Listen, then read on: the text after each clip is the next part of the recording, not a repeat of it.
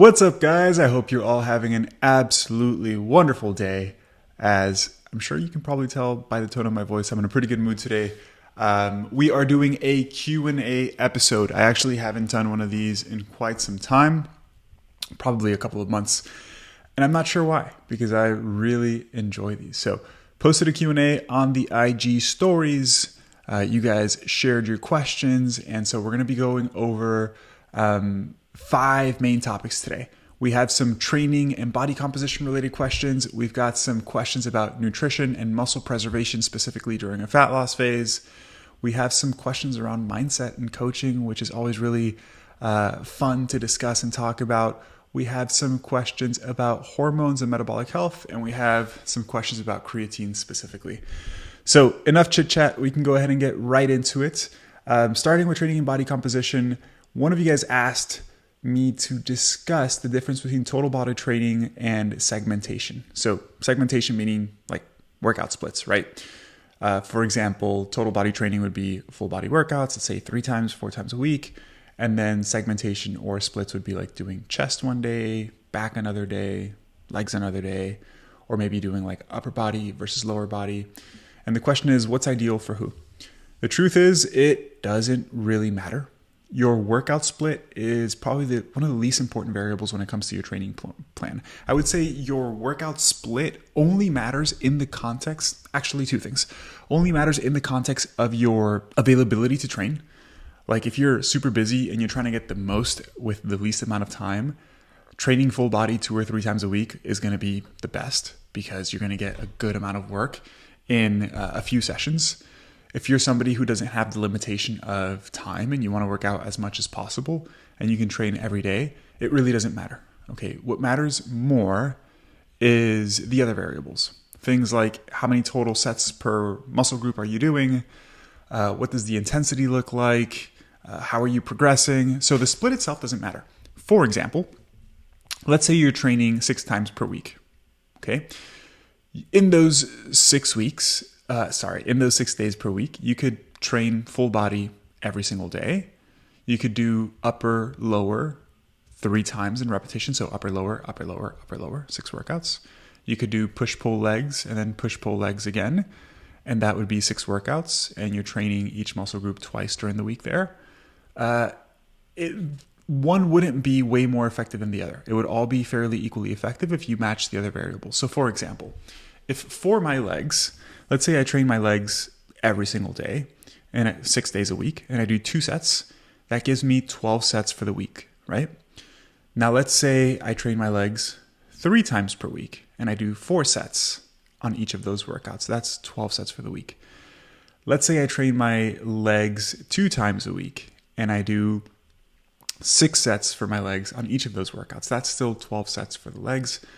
So it would be fairly equal in terms of effectiveness if the volume, aka total number of sets, and the intensity, how hard you're training, is equivalent across the board. So I wouldn't worry too much about the workout split. I would just choose what you enjoy. I really enjoy training full body, so I train full body 4 times a week. That's just what I like doing. But there have been times where I do upper lower, and I do that 4 times a week. I've done push-pull legs 6 times a week. They're all fairly equally effective. Now, the only other caveat besides like time availability that I would share is if you are trying to maximize muscle hypertrophy and strength, you're trying to get the best results possible, I do think it makes sense to train a muscle more frequently. So to spread out your volume as evenly as possible throughout the week. So for example, if I train my legs once a week and I do 12 sets in that one day, you know for sure that after the 3rd or 4th hard set, your starts to drop because there's an accumulation of fatigue, right? So sets 1 through 4, pretty damn good. Sets 5 through 12 subsequently get lower and lower in terms of performance relative to your best, right? Because you're a little bit more tired, there's more fatigue. Now, if you take those same 12 sets and you split them up in 2 workouts, 6 and 6, you would probably perform a little bit better overall, right? You would probably accumulate a little bit more volume because you would probably be able to do slightly more reps. Again, because you're not cramming all 12 sets in one day and then building up fatigue throughout the workout. Now, if you take those same 12 sets and spread it out over 6 days and you just do 2 hard sets per day, I think that would be optimal if you're trying to really maximize hypertrophy. If we look at the research literature on this, it's pretty clear that training a muscle at least twice a week is better than once a week. There isn't much literature to support that training a muscle more than twice a week, like 3, 4, 5 times a week, is substantially superior in terms of muscle size and strength compared to 2 times a week. But I think the research is also limited in the sense of it tends to be newer trainees versus people that are more experienced. You're not really seeing studies that control training splits for a prolonged period of time, like more than 8 to 12 weeks, maybe 6 months. But we know that muscle growth is extremely slow, and maybe the differences are so minimal that you need to train for an extended period of time, a year, 2 years, to really be able to measure significant differences. I think from a practical standpoint, it makes sense, again, only if you are trying to maximize results from the gym, to train a muscle as frequently as possible, and simply doing that by taking the total amount of work that you do for the week and spreading it out evenly throughout the week as much as possible, okay? But I do want to emphasize that we're like splitting hairs here. The differences are not going to be major by any means. And if you want to train 3 or 4 times a week and just do like a full body workout, you're probably going to be getting, I don't know, 95, I'm throwing out a random number, 95% of the benefits compared to splitting it up more often, right? Second question here regarding training and body composition is, if you have a lot of fat to lose, can you still achieve some degree of body recomp in a larger calorie deficit? So body recomp referring to simultaneous fat loss and muscle gain. And the answer is absolutely, okay?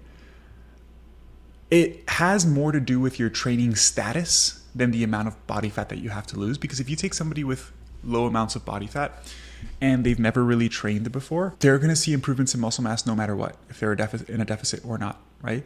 Same goes with somebody who has a lot of fat to lose. So yes, in some aspects, it does have to do with the degree of deficit, because if you're in a very large deficit, you're not eating sufficiently to stimulate muscle growth and recovery. But if you're a newer lifter and you have a significant amount of fat to lose, you can be in a pretty large deficit and still see improvements in muscle mass, because your body has a lot of energy. So even though it's not getting it from the food, it's getting it from stored body fat, right? So it still has the energy it needs to be able to prioritize the processes necessary to recover from exercise, build new muscle, etc. What I would encourage you to do is really double down on your protein intake and make sure you're eating adequate protein, right? Now, when it comes to body recomp, I think that the best way to know whether you are achieving a certain degree of body recomp, specifically for you if you have a lot of body fat to lose, is 1, are you losing body fat, right? So if your weight's coming down, you're losing body fat. And 2 is pretty straightforward. Is your performance in the gym getting better? Are you tracking your workouts? Are you getting a little bit stronger week by week? And maybe not every week, but over time, month over time, are you objectively getting stronger? So is your bench going from 150 to 160 to then 170? Are you going from doing 5 reps to 6 reps to 7 reps? If you are objectively getting stronger, tracking your workouts, and on paper you are getting stronger, and you are reducing body fat, you are achieving body recomp, okay? Okay, let's go ahead and move on to some nutrition and muscle preservation questions. Someone asked, is protein intake more important in a calorie deficit to preserve muscle mass? The answer is absolutely. There's a reason why when we talk about protein recommendations, it's generally a range instead of a specific number. And it's a range because different variables will impact how much protein you should consume, again, within the context of like wanting to maintain as much muscle as possible, right? Things that impact how much protein you should consume, or things that will require you to eat more protein, are the following. Old age, because we just don't have the same anabolic response to protein as when we're younger. Protein quality, right? Like, are we getting it from higher quality sources or lower quality sources? And then third is, are you in a deficit or not, right? Because protein isn't just used for building muscle. It's used for different physiological processes. And protein can also be used for energy production, right? It's a very inefficient process, but if we're not getting carbohydrates and fats, we can use protein to to create energy. Like, we can turn certain amino acids into glucose, and then they can go down gluconeogenesis, and we can use protein for energy essentially, right? And the degree to which we use protein for building muscle, for example, versus other processes is dependent on how much total energy we're consuming. So if you're at maintenance or in a surplus, again, since using protein for energy is a fairly inefficient process, your body's not going to tap into the protein as much because it has carbs, it has fats for energy production. Now, if you are in a deficit, a slightly larger percentage of that protein might be used for energy producing mechanisms. So if you are in a deficit, you should definitely probably eat slightly more protein. Now, you don't have to go crazy overboard. I think the recommendation of a gram per pound of ideal body weight is more than enough. I emphasize ideal body weight because if you have excess body fat, you don't have to eat more protein just because you have more body fat, right? So yeah, aiming for a gram of protein per pound of body weight is perfectly fine. If you're in a deficit, if you want to go slightly over, that's fine. What I tend to caution people with eating too much protein is that when you eat more protein, you're eating less of other stuff, right? Because if you're in a deficit and you're controlling your calories, if you raise the calories that you're eating from protein, you have to reduce the calories from somewhere else. And we don't want to just only eat protein because carbs are important, fats are important. Not just that, the foods that contain carbs and fats have other nutrients that are important, right? Fruit, vegetables. We want to make sure we're consuming an adequate amount of those as well. The next question is, if you eat over 1 gram per pound of body weight in your 40s, will you still need to keep going higher as you age?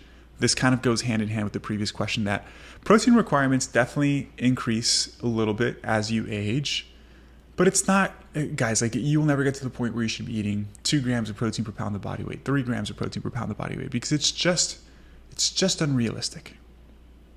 It's unrealistic and it's unnecessary, okay? So if you are already eating over 1 gram of protein, 1 gram of protein per pound of body weight, and you're in your 40s, the amount of protein that you're eating is more than enough. There are some data suggesting that higher protein intake, 1.4 grams, 1.8 grams, 2.2 grams per pound of body weight, seems to have slightly higher, more anabolic effects. But you guys always have to zoom out and think about it in the context of like, what's the bigger picture here, right? If you're eating 2 grams of protein per pound of body weight, you're not leaving much room for anything else, right? I'm about 215 pounds. If I were to eat 2 grams of protein per pound of body weight, that would be 430 grams of protein. In terms of calories, that would be 860, 1720, 1,720 calories. So that would be more than 50% of my total caloric intake coming from protein. It's just way, way, way, way too much. And protein is important for preserving muscle, but training is substantially more important. So I wouldn't hyperfixate on eating more protein and more protein.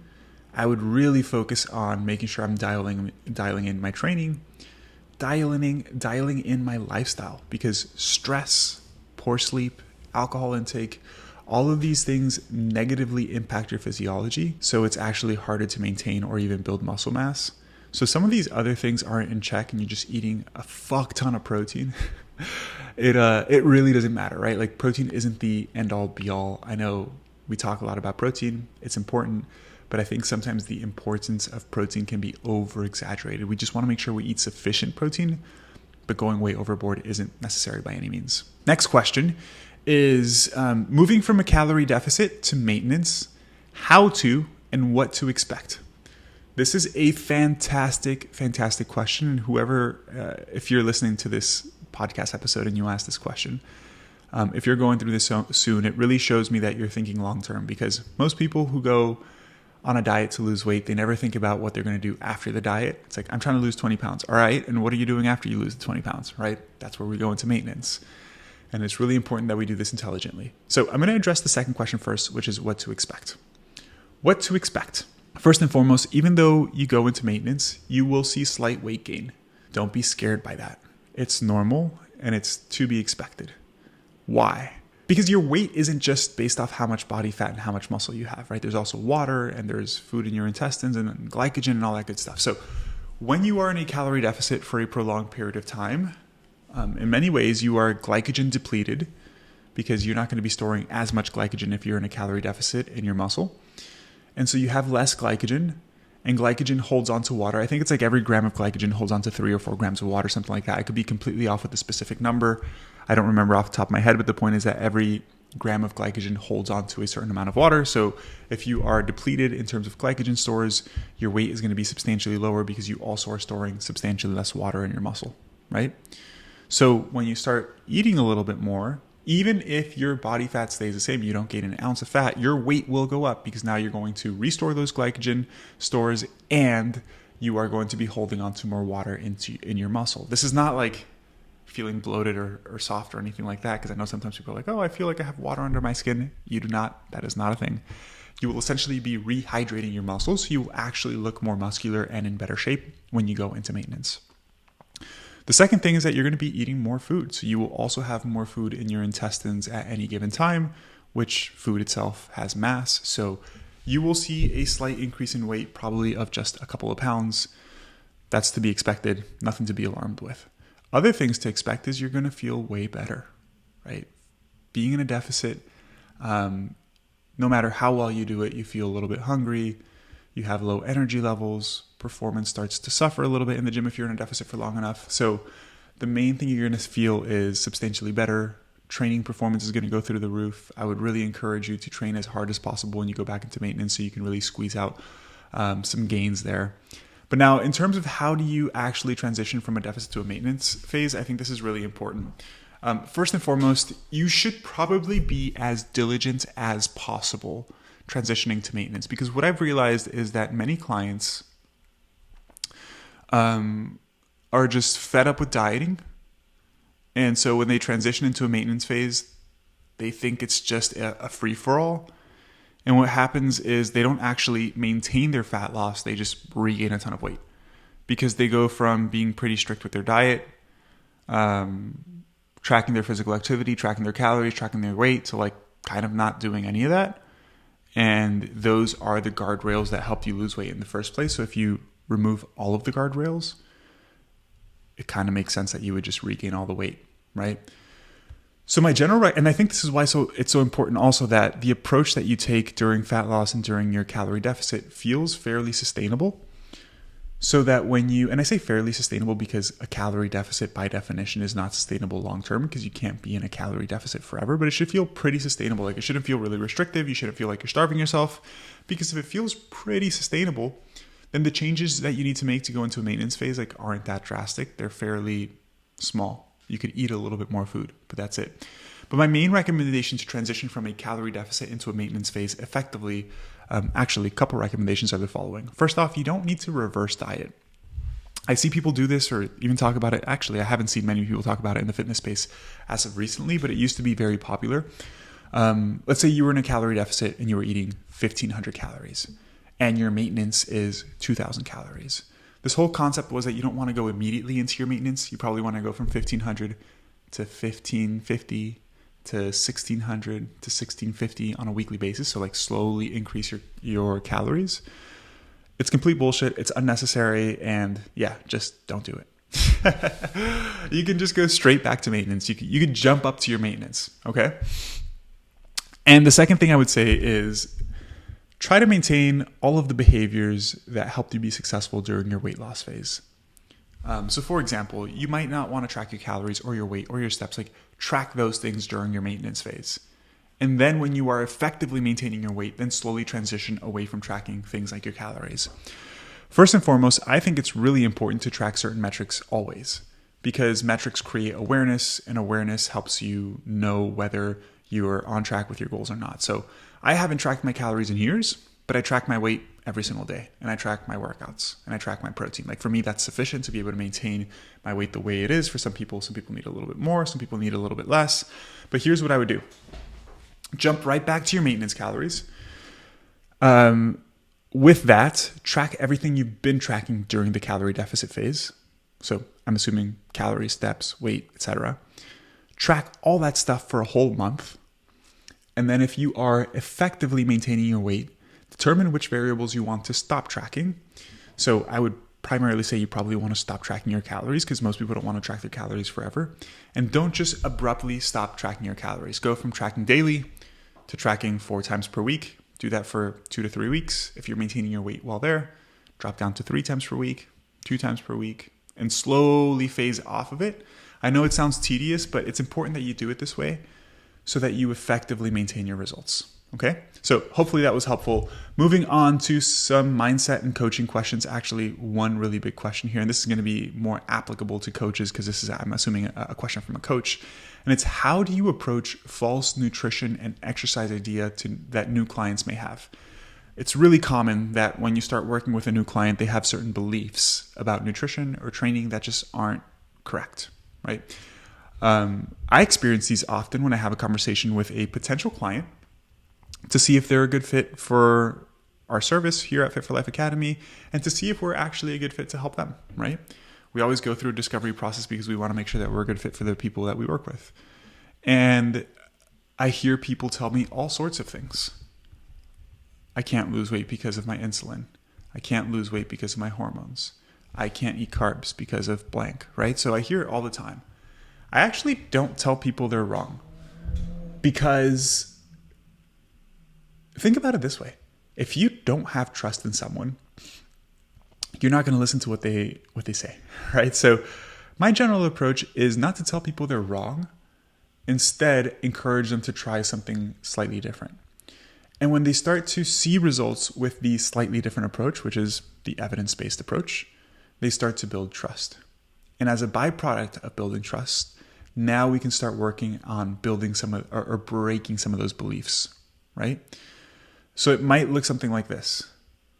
If a client says, hey, I don't eat any carbs because carbs make you fat, I'd have the conversation around like, oh, gotcha. But do you like consuming carbohydrates? Is that something you want to include in part of your diet? It's like, yeah, I wish I could, but every time I eat carbs, I gain fat. Okay. Are you open to trying a slightly different approach and slowly introducing carbohydrates? Are you going to be coachable? Let's say they agree. It's like, okay, let's have like one piece of fruit per day with your breakfast. And let's just see what happens. Obviously, nothing happens, right? They don't just gain weight. Okay, let's slightly introduce more carbohydrates. And when they start to introduce some carbohydrates and see that it's not inherently causing them to gain weight, we might start talking a little bit about the science behind why carbohydrates are important, sharing some research studies. And that's the general approach that I would take, having a more gradual and slow approach rather than just telling somebody they're incorrect about something. Because you have to get to the point where a client fully trusts you and what you're saying. And the only way a client fully trusts you is if you give them recommendations, they implement it and they see progress or they see results. That builds trust, right? You say something, I do it, and there's congruency between what I experienced and what you said would happen. That builds trust. And now that I trust you, I am more likely to believe something you say that goes against a belief that I have, right? So that's my general approach there. Let's move on to some questions about hormones and metabolic health. And it's mainly about insulin here. I'm going to group these two questions because they kind of go hand in hand. I'm going to read them first. It's one, is there a point in trying to control insulin spikes for metabolically healthy people? And two is also insulin being a normal body response, is it bad to purposefully try to keep it low? Okay, for somebody who is metabolically healthy, you don't have to pay any attention to your insulin levels at all. Okay. When we consume carbohydrates, we release insulin. That's normal. Why? Because insulin is responsible for lowering our blood sugar, right? So essentially, we eat carbohydrates, we break them down into glucose. Some of them are broken down into glucose. Our blood glucose rises. We need to bring our blood glucose down. So our pancreas releases insulin. Insulin goes to different tissues like fat and muscle and essentially tells those tissues, hey, take up the glucose from the blood. So now the glucose goes from the blood into those tissues and we lower our blood glucose. That is a completely normal physiological response. Spiking your insulin is inherently not a bad thing at all. And this is a in-depth topic. I could talk about this forever. The last podcast episode I released before this, I believe it was done before this, I talk about insulin resistance and weight loss and why it doesn't prevent weight loss at all. I would encourage you to go check that out if you want to learn more about this topic. But no, there is no point in trying to regulate your insulin levels if you are metabolically healthy, okay? So insulin resistance is a byproduct of other underlying stuff going on physiologically. I can go in depth there, but like spiking your insulin because you eat carbs does not cause insulin resistance, okay? The main cause of insulin resistance is chronic low-grade inflammation, and that's primarily caused due to lifestyle factors like excess adiposity, being overweight, chronic stress, alcohol consumption, poor sleep, right? Genetics. So it's primarily caused by chronic low-grade inflammation, which contributes to insulin resistance. But it's not like you eat carbs, you spike insulin. If you spike insulin a lot, you cause insulin resistance. That's just not true at all. We can even look at people who have pretty high carb consumption, people who eat a lot of fruits, for example. They spike their insulin all the time. Like fruit consumption is not associated with diabetes. It's not associated with weight gain at all, right? So I wouldn't focus too much on trying to regulate my insulin, and trying to keep it as low as possible. Not great either. Simply because to keep your insulin as low as possible, you have to do the following things. Don't eat any carbohydrates, because carbs are going to spike insulin. Also, don't eat a ton of protein, because protein will also spike insulin. So now you're just like eating a super high fat diet. On top of that, there's just like a bunch of stuff that's going to spike your insulin. Like very intense, prolonged exercise can not spike, but increase insulin levels as well. So like it's completely unnecessary.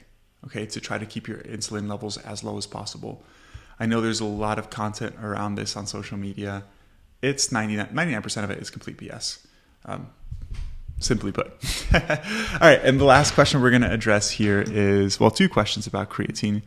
One is a little bit of a longer question, and the other one is very simple. So if I am strength training 2 to 3 times per week, is it okay to take creatine every day? It's not only okay to take creatine every day, you should take creatine every single day. There are supplements that have acute benefits, and there are supplements that have chronic benefits, okay? Acute meaning you take it, you have an immediate benefit, and that's it. For example, taking caffeine right before your workout gives you energy. You can train a little harder. Chronic means you need to take it every single day in order to experience the benefits. Creatine is one of those, because creatine, if I take some creatine right now and go work out, it doesn't do jack shit for my workout. It's not like creatine's like pre-workout. What creatine does is you actually store creatine in your muscle, and it's essentially another energy reserve. So we use something called ATP for energy. For example, blood sugar, glucose, we break down glucose into ATP, and we use ATP for energy. And many times exercise is limited by the amount of ATP that we have available, and we can recycle and regenerate ATP, and creatine essentially just helps in that process. To not complicate things, we have more ATP available when we have more creatine. And creatine is stored in the muscle, right? So what's important is that you are consistently consuming enough creatine to saturate your muscle stores. For most people, 5 to 10 grams per day is more than enough. If you don't take it for a day, it's not a big deal. And it's not a supplement that you just take when you work out. You want to take it every single day to saturate your creatine stores. And even if you didn't work out, creatine is very beneficial for health. There seems to be some really good cognitive benefits with creatine consumption. There seem to be some really great cardiovascular benefits with creatine consumption. So I would encourage everybody to take creatine on a regular basis. And the last question is it okay to mix creatine with coffee? And the answer is, it depends. It depends on how sensitive your stomach is. Like if the coffee wouldn't make it any less effective, and creatine wouldn't make the caffeine any less effective. I think there's some data showing like some competition for absorption, but it's probably very, very minimal. The main thing is like GI distress, right? Like if you have a ton of coffee with creatine, it could cause some stomach discomfort, which could impact, for example, like how you feel throughout the day. But if you're doing that before you work out, that could impact your performance. But if you have a strong stomach, which I definitely do not have, you're all good. You can definitely mix your creatine with coffee. No big deal. It's all good. It's still effective. All right, guys, let's go ahead and wrap this episode up. I hope you enjoyed it. Really quickly, let me know what you think about this Q&A style podcast episode. You could do one of two things. Send me a message on Instagram and be like, yo, Dr. Joey, I loved it.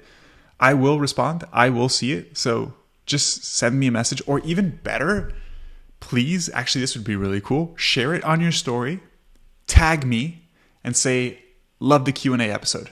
I would really appreciate that, okay? Or you could just leave a review on the podcast if you are on, I think Apple Podcasts allows you to leave reviews. I don't think Spotify does. You could just leave a review and let me know what you thought. But it would be super, super cool if I see some of you guys share it on your stories, tag me, say, love the Q&A episodes. I'd love to know who's liking this, because I definitely want to do these more often. I have way more fun doing this, just reading questions and answering them out loud. I will be honest, scripting content and thinking of a different topic to talk about every single week can be pretty tough. So you'll probably see me doing more of these Q&As more often. Anyways, guys, I hope you have an absolutely wonderful week. I'm going to get off here, get back to work. I got a lot to do, but hopefully you enjoyed this episode, and I will catch you in next week's episode. Peace.